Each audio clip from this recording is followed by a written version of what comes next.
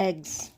Pero ibang proseso itong aking gagawin guys. Tingnan nyo, gisanlag ko sa asin ang paminta at bawang.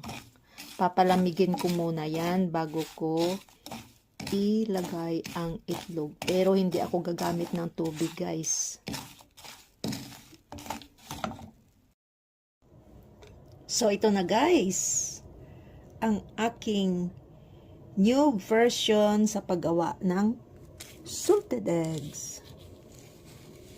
So, hinugasan ko ang itlog at pinagiling sa asin. Sa ginawa kong asin. Tapos, yung iba, lalagay natin dyan.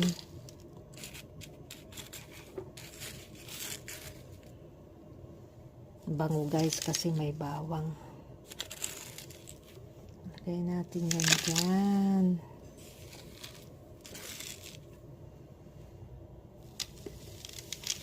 Kailangan silyado yan guys ha. Airtight, dapat airtight. Airtight.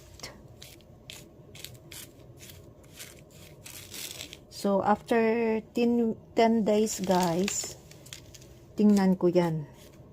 Kasi usually, ang normal na pag-ano ng itlog is 6 weeks kung gamitan ng tubig.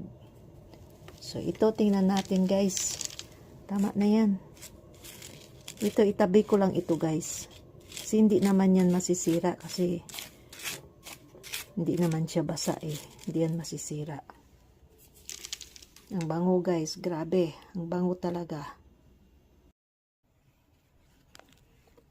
Ayan guys, dapat mayroon siyang date para pag sa 10, pwede ko nang testingan yung isa. Tapos balutin natin sa plastic guys at ilagay sa room temperature.